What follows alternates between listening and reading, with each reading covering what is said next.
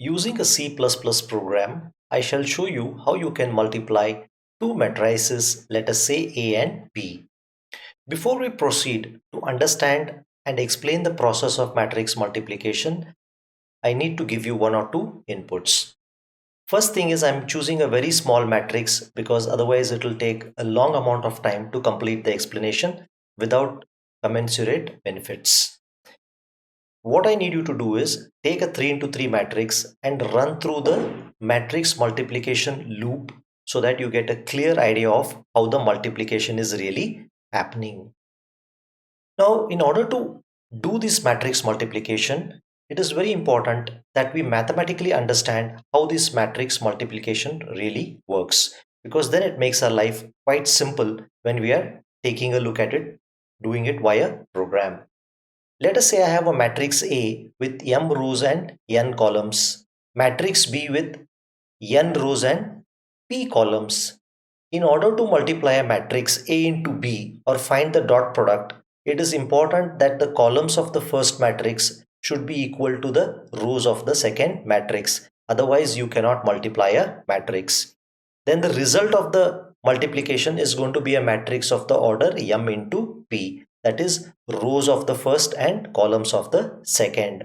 So very important to know that columns of the first should be equal to the number of rows of the second, then only you can multiply. Let's take a look at this multiplication. Let us say I have A as 1 2 3 4, B as 2 0 1 2. Multiplication is quite simple. Elements of the first row are multiplied with elements of the first column, and elements of the first row are again multiplied with elements of the second column of the second matrix. Second row, first column, second row, second column. Let's see how this is done. So what I am doing here is first row is 1 and 2. 1 into 2 plus 2 into 1. This is here. Next time 1 into 0 plus 2 into 2. Then 3 into 2 plus 4 into 1. Then 3 into 0 plus 4 into 2. So what you're getting now? You're getting a matrix which is going to look something like this. The resulting matrix, the product or multiplication, whatever you call, is going to have these numbers 4, 4, 10 and 8.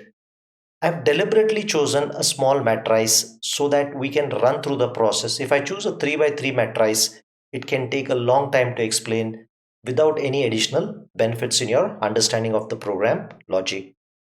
So in matrix A, I'm going to read the first matrix. In matrix B, I'm going to read the second matrix. Multiplication is going to store the result of the two matrix multiplication. R1 stands for the number of rows in matrix A. C1 stands for the number of columns in matrix A. R2 stands for the number of rows in matrix B. C2 stands for the number of columns in matrix B or the second matrix. I, J and K are the indices which are used to travel matrix A, B and multiplication matrix respectively. What I am doing here is I am first asking the user to enter the number of rows and columns of matrix 1. R1 holds the number of rows of matrix 1. C1 holds the number of columns of matrix 1. Similarly, I am asking the user to enter the number of columns and rows of matrix 2. So R2 stores the number of rows of matrix 2, C2 stores the number of columns of matrix 2. In our case, R1, C1, R2, C2 are all 2 because we are using a 2 into 2 order matrice. Before we go ahead with the multiplication, we need to first explore or examine whether we can really multiply this particular matrice. How do we do that? We do a condition check. If the number of columns in the first matrice is not equal to the number of rows in the second matrice, you cannot do the multiplication. Okay, so if they are not equal to, you will say the matrices are incompatible and you will do exit with a 1. 1 indicates there was some error while you entered it, so you can give the message incompatible and then quit.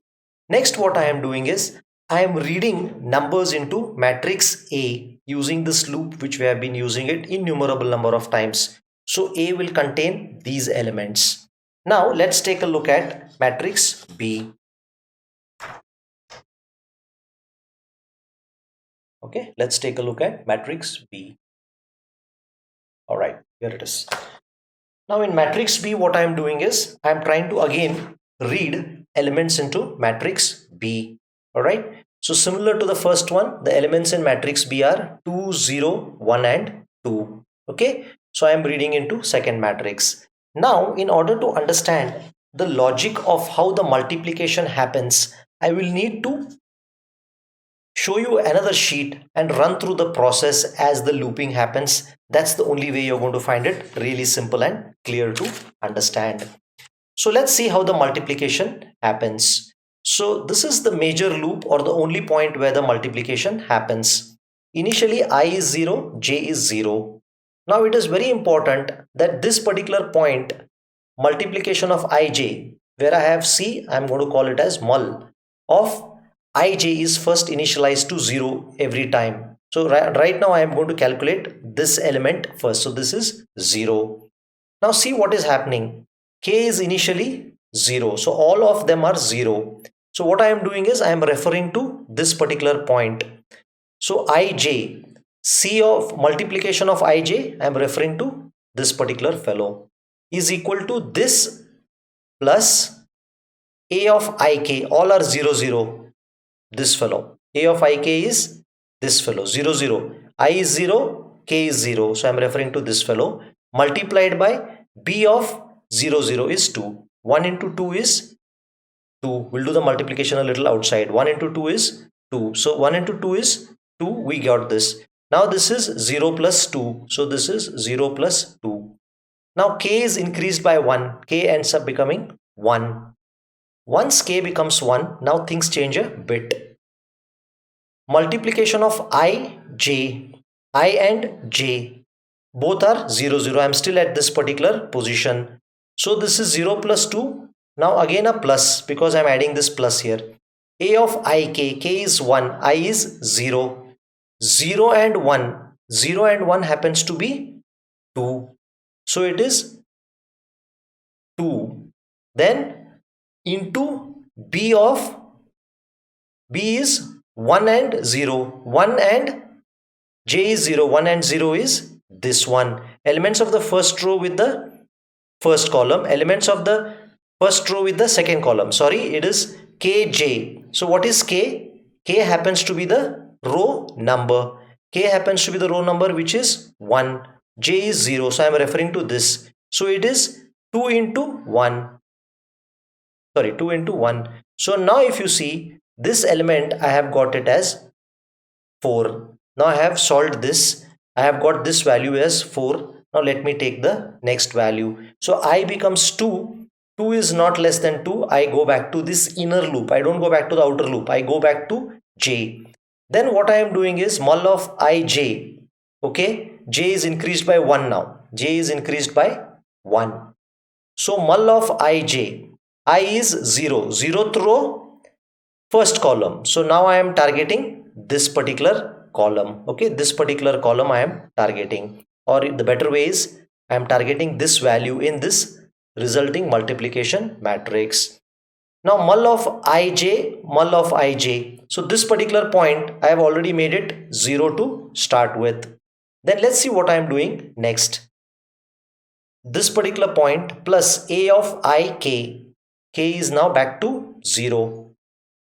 What is I? I is still 0. 0, 0 is referring to what? 0, 0 is referring to A of I is 0, K is 0.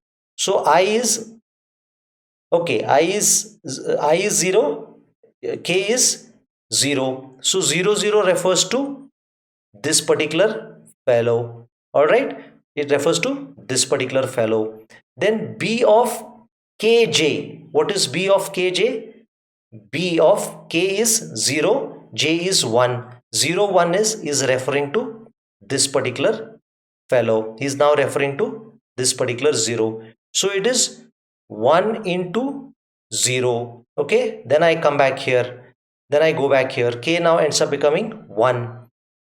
Now this point is still referring to this. Ij is still referring to this. K is now 1. 0 and 1 is referring to this particular 2.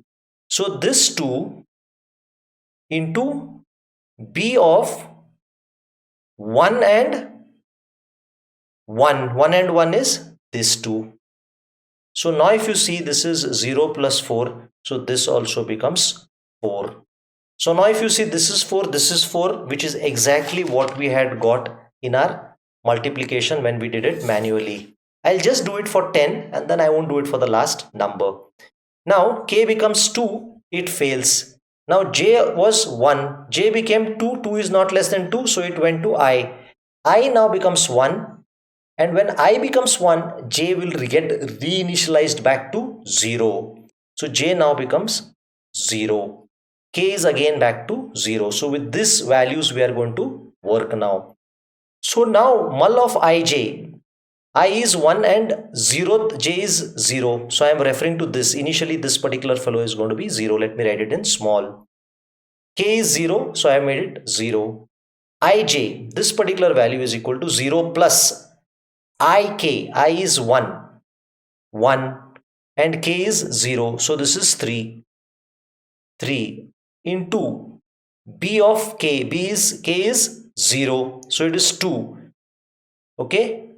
Sorry, yeah, k is 0. So it refers to this position.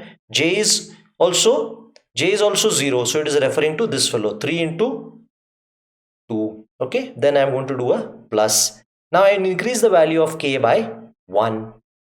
Now I go back here. K is 1, I is 1, j is 0 and k is 1. This is where I am right now.